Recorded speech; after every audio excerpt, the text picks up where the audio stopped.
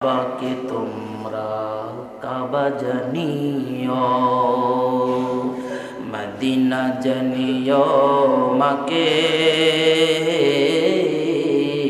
বাসিয়া যদি গো থাকে সেবিও বাবাকে, সেবিও মাকে, সেবিও বাবাকে, সেবিও মাকে, কাবার চেয়ে সম্পদ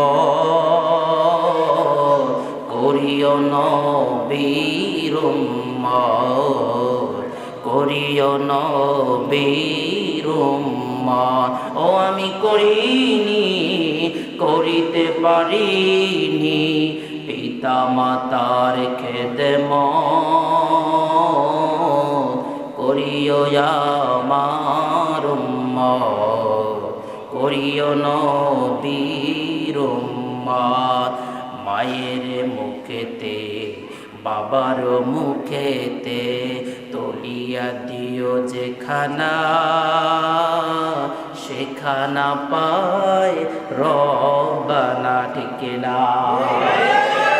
আমার দয়াল নবীজি, মায়ার নবীজি বলে, যে মায়ের মুখে খাবার দিবে, বাবার মুখে খাবার দিবে, যে মায়ের সাথে ইহসান করবে, বাবার সাথে ইহসান করবে, যে মায়ের খেদমত করবে, বাবার খেদমত করবে, তার উপর আল্লাহ খুশি হবে, নবী খুশি হবে, তার খেদমত আল্লাহ করবে। তাহলে কি বাবা মার খেদমত করতে রাজি আছেন যুবক? এই কলিজার যুবক, বাবা মার খেদমত করতে রাজি আছেন? না বাবা মার মুখে মুখে তর্ক করবেন, না বাবা মার খেদমত করবেন না, না বাবা মার খাওয়ান দেবেন না, বাবা মার ভরণ পোষণ দেবেন না, নাকি কি বাবা মার খেদমত করবে? যা লাগে দিবেন তো? কি সবাই দেবে? যুবক কে কে আজকে থেকে বাবা মার পা ধরিয়ে কাঁদবে?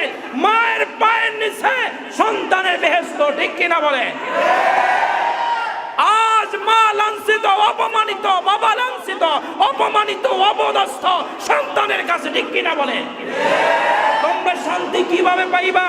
তোমরা কিভাবে কোটিপতি হবা? তোমরা কিভাবে লাখপতি হবা? মায়ের সাথে বেয়াদবি করো, বাবার সাথে বেয়াদবি করো, মায়ের গায়ে হাত তোলো, বাবার কাছে হাত তোলো, ঠিক কিনা বলে? কপাল পুড়ে যাবে, কপাল পুড়ে যাবে। শোনো, আমার বাবার 4 ছেলে, এটা বলি যে আমি ছোট হয়ে যাব, আরো বড় হব।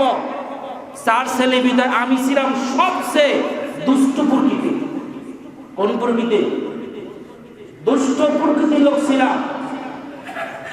আমার এলাকার সবাই বলছে বাড়ির হুজুরের সম্মান ইজ্জত যাইবে এই ছেলে দ্বারা। ইতিহাস বলতে হবে শিখনের জন্য, ঠিক কিনা বলেন? বলছে 8 3 ছেলে বড় হবে, মুহাদ্দিস হবে, মুফতি হবে, নাম কাম করবে। কিন্তু আমার বাবা মা যায় নামাজের মুসাল্লায় থাকিয়া কাছে আর বলছে, মালিক তোমার কাছে লাখুল আবেদন, আমার সন্তানকে তুমি আলেম বানাও, হাফেজ বানাও। হাফিজি পড়ার পরে একদম পড়া বন্ধ করে দিয়েছি, পড়বো না, কি পড়বো না। অনেক চেষ্টা ফিকির করার পরে না পড়বই, রাগ করিয়ে ঢাকা আসলাম। ঢাকা আসার পরে কিছুদিন ঢাকা রইলাম। বিভিন্ন জিনিসপত্র, এই গাড়ি মাইক্রোবাস শিখছি চালানো, এরপর মোটর সাইকেল, এবার হুন্ডা টুন্ডা আছি, সব শিখছি। যা বলবেন যেখানে মিলাইবেন সেখানে করতে পারবো। টেইলারের machine, embroidery machine, lock, overlock সব করতে পারবো। এরপরে আমার মা বাবা দোয়া করছে, আল্লাহ আমার সন্তানকে দেখতে চাই। এবার গেলাম না, মাত্র 6 মাস না 7 মাস ছিলাম ঢাকা, এই ফতুল্লাহ। সেখান থেকে বাড়ি চলে গেলাম। যাওয়ার পরে আমার আব্বা তদবির করছিলেন যে আল্লাহ এই দিনের ভিতর নিয়ে যায়, তাই 1 সপ্তাহের ভিতরে বাড়ি। কোথায়? বাড়ি যাওয়ার পরে এরপরে আব্বু বলে তুমি যা করো, আমি কেন পড়বো। এক পড়ায় বাস্তব যাই 9-এ ভর্তি হইলাম। 5 মাস কি 6 মাস পাই নাই। আমি মা বলছে আমারে আব্বা পড়াবে না, মা বলছে আমি তোর টাকা দিলাম, এই হাদিয়া টাকা, এতে বই কেন? ক্লাস 9-এর বই কিনছি, ক্লাসে 48 রোল, কয় রোল? 48। আমি তো ABCD পারি না, এখনো ইতিহাস হিসাবে রেখে দিয়েছি, 1-2 পারি না লিখতে। পরে মায়ের কাছে তোর দোয়া দিয়ে জানা। এরপর ইমামতি শুরু করছি এলাকায়, আব্বা টাকা দিবেন না, 9-এর বছর দেয় নাই, 10-এর বছর দেয় নাই। এরপরে বাস্তব বলতে সময় আজকে 2 মিনিট 3 মিনিট হোক। এরপরে আমি বলছি না আমার আব্বা আসবে না, পটুয়াখালীতে হল পড়লো। তাই এর আগে বলি, তাই প্রথমে পড়তে হয়েছে 78 রোল ক্লাসে। আমি বলছি আমার 10-এর ভিতর থাকতে হবে, মা বলছে 10-এর ভিতর তোর থাকতে হবে। এরপরে প্রথম পরীক্ষা দিলাম, 6 মাস পাইলাম না, 2 পেপারে ফেল, 5 পেপারে।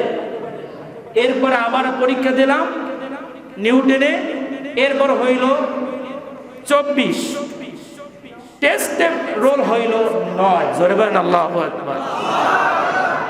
যাকে তারা কোনো স্বপ্নই দেখতো না। আমি শুনেছি আমার বোনের কাছে যে মা যায় না মাঝে বসে সারাদিন, এইবারে তুমি আলেম বাড়া। এরপর সেই বয়স আমার 13 বছর কি 14 বছর, তখন থেকে মাইক ধরছি। কি ধরছি? মসজিদ থেকে মাইক। 1 মাসের ভিতরে এলাকায় 5 থেকে 7টা প্রোগ্রাম। একটা কি কণ্ঠ ছিল ভালো, মা বাবার দোয়া ছিল। সেই বয়স 13 থেকে মাইক ধরছি, এখনো মাইক ছাড়ি না। এরপরে দাখিল দিলাম, আলেম দিলাম, ফাজেল দিলাম, কামেল দিলাম, এবার ডাবল কামেল দিলাম, অনার্স করলাম, মাস্টার্স করলাম, ডিপ্লোমা করলাম। এরপর আপনাদের সামনে আছে, এর মাঝখানে কোনো গ্যাপ নাই। কি নাই? গ্যাপ নাই। আমার এলাকার মানুষ আমার সার্টিফিকেট দেখে বলে আশ্চর্য, আল্লাহ 4 ভাইয়ের চেয়ে ইনশাআল্লাহ সারা বাংলাদেশে প্রোগ্রাম করি। বাবা বলে বাপের বেটাই বাপ হয়, বলেন আল্লাহু আকবার। এখন বাবা গর্ব করে, তাই পরীক্ষা হলে যাব, চোখের পানি ছেড়ে কাঁদছি, সবার বাবা যায়, আমার বাবা না। হঠাৎ দেখি আব্বা সামনে হাজির, মাও জানে না। হলে গেছে বলি, হল চৌধুরী হুজুর হুজুর আমনে হান আমার ছেলে পরীক্ষা দিবে। আল্লাহ, বাবা বসেই দিয়ে আসছে, দে পরীক্ষা। এই পরীক্ষা কখনো না থামে, সেখান থেকে বাবা মার দোয়ার ফসল আছে। আর যুবক তুমি কেমনে বাবা মার, আসলে সেই দিন থেকে, ওই হলের দিন থেকে আমি আমার মা বাবার চোখের দিকে তাকে এই কথা কই না। সেদিন থেকে বুঝেছি মা বাবা কত বড় জিনিস। দেখবে তুমি বিপদে পড়ো, বাবা মা যতই তোমাকে খারাপ জানুক, দেখবে তোমার বাবা মা তোমার কাছে চলে যাবে। ঠিক কিনা বলে? এই জন্য যুবক হাতে ধরে পায়ে ধরে বলছি, মা বাবার সাথে বেয়াদবি করবে না। কে কে রাজি আছো? আজ এখানে তুমি ওয়াদা করে যে আল্লাহ তোমার দোয়া কবুল করবে। কে কে রাজি আছো? বাবা মার সাথে কেউ বেয়াদবি করবে না। হাতে ধরে পায়ে ধরে আল্লাহর রাস্তে বলছি, যুবক আজকে মা বাবার পায়ে ধরে কাঁদো, তোমার স্বপ্ন পূরণ হয়ে যাবে, তোমার আশা পূরণ হয়ে যাবে, তুমি জিরো থেকে হিরো হয়ে যাবা। এটা আমি বাস্তব, আমার নিজের চোখে দেখা বাবা মার দোয়ার ফসল আমি আজকে নাই। এই জন্য বাবা মার দোয়া লাগবে কিনা। আর নবীও বলে নামাজ পড়ো, রোজা করো, হজ করো, যাকাত দাও, যাই দাও না কেন কোন দোয়া কবুল হবে না তুমি যে মা বাবার সাথে বেয়াদবি করবে। কেমনে মা বাবাকে ভুলে যাও?